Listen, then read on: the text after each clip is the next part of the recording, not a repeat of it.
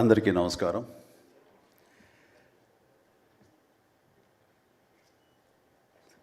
దిగ్దర్శకులు రాఘవేంద్ర గారు, కోదండరామరెడ్డి గారు, Gopal, young directors like Bobby, Vasishta, like నా నిర్మాతలు అల్లు అరవింద్ గారు, అశ్విని దత్ గారు, కెఎస్ రామారావు, శ్యామ్ ప్రసాద్ రెడ్డి, జెమినీ కిరణ్, తమ్మారెడ్డి భరద్వాజ్ గారు, అలా యంగ్ ప్రొడ్యూసర్ విక్కీ అండ్ పాత్రికేయ మిత్రులకు, అలాగే నా బ్లడ్ బ్రదర్స్, బ్లడ్ సిస్టర్స్, నా హృదయపూర్వక నమస్కారం. సో ఫస్ట్ ఆఫ్ ఆల్ ఈ ఈవెంట్ ఇంత గ్లామర్గా, ఇంత మెమొరబుల్గా ఉంది అంటే దానికి ప్రధానమైన కారణం నా మిత్రుడు Aamir Khan. Aamirji, thank you so much. And with a small message and a phone call, you made it, and your presence made this moment as a memorable moment. Really, thank you so much, and I never forget this gesture from your side. And about Guinness Book of World Records, then ఊహించండి, I never expected, never dreamt about Guinness Book of World Record, because Guinness బుక్కి మనకి ఏంటి సంబంధం అనే ఒక ఆలోచన ఏమైనా ఉంటుంది కదా సహజంగా. అలాగే నాకు అలాంటి ఆలోచన ఏమి లేదు. అలాంటిది నేను ఎదురు చూడనటువంటి ఒక గొప్ప ఆనర్ ఈ రోజున నా జీవితంలో నా ఈ సినీ ప్రస్థానం సంబంధించి తారసపడినందుకు ఆ భగవంతుడికి, దానికి కారణభూతులైన మా దర్శక నిర్మాతలకు, నా అభిమానులకు ఎప్పుడు నేను రుణపడి ఉంటాను. Thank you so much.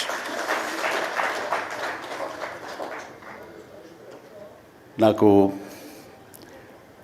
Dances మీద, బహుశా నటన కంటే కూడా ముందు నుంచి కూడా డ్యాన్సెస్ మీద నాకున్నటువంటి ఇంట్రెస్ట్ ఈ రోజున ఈ అవార్డు వచ్చేలా చేసిందా అని నాకు అనిపిస్తుంటుంది.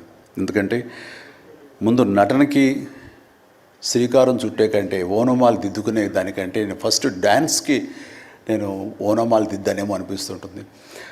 నా చిన్నప్పుడు మా చుట్టూ ఉండే వాళ్ళని ఎంటర్టైన్ చేయడం కోసంగా ఈవినింగ్ అయ్యేసరికి అప్పట్లో ఉండే వివిధ భారతి కానీ, లేకపోతే శ్రీలంక సిలోన్, రేడియో సిలోన్ కానీ, వీటిల్లో వచ్చే కొన్ని తెలుగు పాటలకి అదే మాకు source of inspiration. I mean recording songs అవి రావడానికి. అప్పుడు గ్రామ్ ఫోన్లు కానీ, టేప్ రికార్డులు కానీ ఇవన్నీ కూడా ఉండే పరిస్థితి కాదు ఆర్థికంగా. అలాంటి వారానికి ఒకసారి రేడియోలో ఎప్పుడు పాటలు వస్తాయా అని అందరూ ఎదురు చూసేవాళ్ళు. రాగానే శంకర్బాబుని పిలవండి, డ్యాన్స్ వేస్తాడు, మనల్ని అలరిస్తాడు అని వాళ్ళందరూ ఉత్సాహంగా ఉంటే, వాళ్ళ ఉత్సాహానికి నేను మరింత ప్రోత్సాహంగా తీసుకుని దాన్ని డ్యాన్స్లు వేస్తుండేవాడిని. అట్లాగా అవి డ్యాన్సులు అంటారా, బాడీ కదలిక అంటారా ఏమో తెలియదు, ఒక ఎనర్జీగా అవి ప్రజెంట్ చేయటం అనేది ఒక్కడే తెలుసు నాకు. 7th class, 6th class, 8th class ఆ ప్రాంతంలో. ఆ తర్వాత ఎన్సీసీలో చేరిన తర్వాత ఈవినింగ్ క్యాంప్ ఫైర్ టైంలో అందరూ ఎర్లీగా భోజనాలు కానిచ్చిన తర్వాత తిన్న 70 ప్లేట్లు మన అల్యూమినియం ప్లేట్స్, వాటిని తిరగేసి దరువులుగా డప్పులుగా వాయించుకుంటూ అప్పుడు కూడా డ్యాన్స్ వేస్తూ అందరిని ఎంటర్టైన్ చేస్తూ ఉండేవాడిని. ఆ రకంగా డ్యాన్స్ అనేది నాకు ఇష్టమైనటువంటి ఒక నా అంతర్భాగం అయిపోయింది. అలాగా డ్యాన్స్ నేను వేరుగా ఎప్పుడు చూడను, ఎప్పుడు హుషారు అసలు అందుకంటే ముందు లేచిపోయి డ్యాన్సెస్ వేయటం అనేది, మ్యూజిక్ అనుగుణంగా బాడీని మార్చుకోవడం జరిగింది. అంటే ఫస్ట్ పిక్చరు నేను వెళ్ళినప్పుడు అక్కడ సరదాగా నా రూమ్లో నేను డ్యాన్స్ వేస్తుంటే నా కోస్టార్స్ ఆర్టిస్ట్ వాడు చిరంజీవి డ్యాన్స్ వేస్తాడు అని అంటే అవునా అని వాళ్ళందరూ చేయాలంటే అందులో సావిత్రి గారు ఉండేవారు, రోజారామణి, కవిత, ఇలాంటి యాక్టర్లు అందరూ ఉండేవాళ్ళు, నరసింహరాజు ఇలాంటి వాళ్ళందరూ ఉన్నప్పుడు వర్షం పడుతుంది. ఒక పంచలో డ్యాన్స్ వేయాల్సి వచ్చింది. అది ఈస్ట్ గోదావరి రాజమండ్రి దగ్గర ఒక పల్లెటూళ్ళలో. ఆ పంచలో జల్లు పడుతూ కూడా మొత్తం తడితడిగా ఉండింది. అయినా సరే డ్యాన్స్ అడగడం పాపం ఎవరైనా సరే వెంటనే ఎలాంటి ఇన్హిబిషన్ లేకుండా చేయడం అనేది నాకు అలవాటు. అలాగే టేప్ రికార్డ్ డ్రాయింగ్ చేసి అప్పట్లో డ్యాన్స్ చేస్తున్నాను. మధ్యలో కాల్ జారి కింద పడిపోయాను. పడితే అది కింద పడిన తర్వాత ఆపకుండా వాళ్ళందరూ అయ్యో అన్నారు. అయినా సరే దాన్ని నాగిని డ్యాన్స్గా మార్చేసుకొని చేస్తే ఎక్కడ లేని అప్పలాస్ వచ్చేస్తుంది.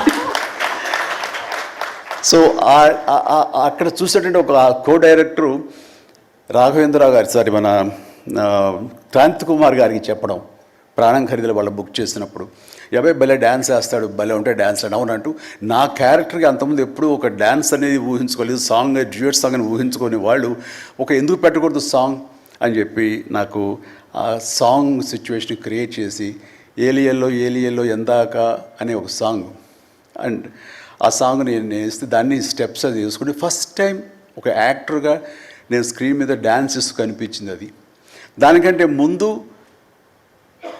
మన ప్రాణం ఖరీదు పునాది రాళ్ళలో కూడా అలాగే ఫ్రెండ్స్ మధ్య డ్యాన్స్ వేస్తూ నేనే సెంటర్ ఆఫ్ అట్రాక్షన్గా ఉంటూ చేశాను. అలాగా నా డ్యాన్స్ స్కిల్ అన్నది ఎక్స్ట్రాగా నాకు ఒక బెనిఫిట్ అయ్యింది, నాకు ఎక్స్ట్రాగా అది ఉపయోగపడింది. తర్వాత అరవింద్ గారికి, జయకృష్ణ ఇలాంటి వాళ్ళందరికీ కూడా తెలుసు. అండ్ లింగమూర్తి గారు ఉండేవారు, ఆయన డిస్ట్రిబ్యూషన్కి చీఫ్. అప్పట్లో ఆయన రాగానే ఆయన ఏ ప్రొడ్యూసర్స్ని పిలుస్తారు, ఎవరి కథ ఓకే అంటారు, ఎవరికి డబ్బులు శాంక్షన్ చేస్తారని డిస్ట్రిబ్యూటర్స్ మీద ఆధారపడే రోజులు నిర్మాతలు. అలాంటి సమయంలో నాకంటే సీనియర్ హీరోస్, పెద్ద హీరోస్ ఎవరితోటో కథలు అనుకుంటుండగా చిరంజీవి అని అతను కొత్తగా వస్తాడుగా, అతనితో పెట్టి చేస్తే మీకు ఇంత డబ్బుగా ఇస్తాను, లేదంటే మామూలు అయితే కనుక దాన్ని లిమిటెడ్గా ఇంతే ఇస్తాను అనేసరికి డబ్బు ఎక్కువ ఇస్తానంటున్నారు అంటూ ఆయన లింగమూర్తి గారు నన్ను రికమెండ్ చేసేసరికి నా వైపే అందరూ కలిసి ఇతనే పెట్టుకుందాం అనేవాళ్ళు. అతను ఏంటంటే ప్రజానాడి, ఆడియన్స్ ఏమనుకుంటున్నారు, ఆడియన్స్ ఇతను సాంగ్స్ కోసంగా పదే సినిమాలకు వస్తున్నారు, ఇలాంటి వాడితో సినిమాలు తీస్తే మనకి 4 డబ్బులు వస్తాయి కదా, కమర్షియల్గా వైబుల్గా ఉంటుందని ఉద్దేశంతో ఆయన ఆ రకంగా అప్పట్లో నా ప్రొడ్యూసర్తో అనడం అండ్ వాళ్ళు కూడా నన్ను ఆప్ చేయటం నాకు ఆ రకంగా డ్యాన్సెస్ అనేది ఒక ఎడ్జిని తీసుకొచ్చింది. ఆ తర్వాత నా నిర్మాతలు కానీ, నా ప్రొడ్యూసర్స్ కానీ, నా మ్యూజిక్ డైరెక్టర్స్ కానీ, నా కోరియోగ్రాఫర్స్ కానీ వీళ్ళు నా సాంగ్స్ అనేసరికి ప్రత్యేకమైన శ్రద్ధ పెట్టేవాళ్ళు. అంటే మ్యూజిక్ పరంగా కానీ, బీజిఎమ్స్ పరంగా కానీ ఆ సాంగ్స్ అనేవి ఖచ్చితంగా ఉండాలని. దత్తు గారితో నాకు ఎప్పుడు దెబ్బలాటాయి. ఎందుకంటే 6 సాంగ్స్ ఉండాలేమో బాస్ మనకు అనేవారైనా, లేదు 5 చాలండి, 6వ సాంగ్ ఎప్పుడు కథకి గొడవ అడ్డుపడిపోతుందంటే, లేదు బాస్ అది మీరు అనకండి, ఏ హీరోయిన్ అయితే ఏమో కానీ మీరైతే మొత్తం 6 సాంగ్స్ ఉండాలి బాస్ అని ఆయన అంటాం. సో 6వ సాంగ్ని ఏ రకంగా ఒప్పించడం. అలాగే అల్లు అరవింద్ గారు లాస్ట్కి వచ్చేసరికి అత్తగేముడు అమ్మాయి 3 సాంగే సిచ్యువేషన్ లేదు అక్కడ. అలాంటి చోట ఒక డబ్బు మీద ఒక సాంగ్ను ఆయన క్రియేట్ చేసుకుని అప్పుడు డైరెక్టర్ గారితో కోదండరామరెడ్డి గారు వీళ్ళందరూ కలిపి అనుకుని అత్తగేముడు అమ్మాయికి మొగుళ్ళు ఒక సాంగ్ను బలవంతంగా పెట్టాడు అక్కడ. ఆ టైంకి అది బలవంతంగా ఉంటుంది, కథ డిస్టర్బెన్స్ ఉంటుంది, కానీ సాంగ్స్ ఒక ఎడ్జి తీసుకుంటాయి. సాంగ్స్కి స్పెషల్ ఆడియన్స్ ఉన్నారు. ఆ ఆడియన్స్ సాంగ్స్ మళ్ళీ రిపీట్ చేసేవాళ్ళు. అప్పట్లో ప్రొజెక్టర్ ఆఫ్ చేసి మళ్ళీ రీప్లే చేసేవాళ్ళు. ఆ రకంగా సాంగ్స్ యొక్క ప్రత్యేకత నా జీవితంలో, నా సినీ కెరీర్లో, నా యొక్క విజయ పరంపరలో అది ఒక అంతర్భాగం అయిపోయింది. ఆ రకంగా సాంగ్స్ అనేది ఏదో సరదాగా హాబీగా చిన్నప్పుడు మొదలుపెట్టింది. అది ఈ రోజు వరకు నాకు విపరీతమైన ఫ్యాన్స్ని తీసుకొచ్చి డ్యాన్సెస్ అంటే చిరంజీవి చేయాలి అన్నంత పేరు తీసుకొచ్చి నాకు ఈ రోజు ఇదిగో ఈ Guinness book of world records నాకు తీసుకొచ్చేలాగా చేసింది. సో ఇది నిజంగానే అనూహ్యమైంది. ఏదో నటనకు వస్తుంది అన్నారు, వస్తుంది. అలాగే పర్సనాలిటీకి, మన సీనియారిటీకి అవార్డ్స్ వస్తాయి అనుకున్నా వస్తున్నాయి, అన్నీ అవుతున్నాయి. ఇంక ఎందుకు వస్తాయి, ఏమన్నా వస్తాయి అనుకుంటే కనుక ఈ రూపంలో వచ్చింది. ఈ రకంగా నన్ను వరిస్తుంది అనుకోలే. అది కాకుండా Guinness book of world records అన్నది. So first of all thank you so much mister Richard. You have come all the way to give me this honour in the name of prolific dancer, actor of Indian screen. Thank you so much. Thank you. And then ఇంతకు మించి నేను ఎక్కువ ఏమీ చెప్పలేను. But నా యొక్క ఈ విజయ పరంపరలో నేను కొనసాగడానికి నాకు ముందు నుంచి దోహదపడుతున్న నా నిర్మాతలకి, నా తోటి నటీనటులకు, నా టెక్నీషియన్స్కి, నా డైరెక్టర్స్కి, ప్రతి ఒక్కరికి హృదయపూర్వక ధన్యవాదాలు మరొకసారి తెలియజేసుకుంటూ ప్రతి ఒక్కరికి నా అభినందనలు సెలవు తీసుకుంటాను. జై హింద్. Thank you.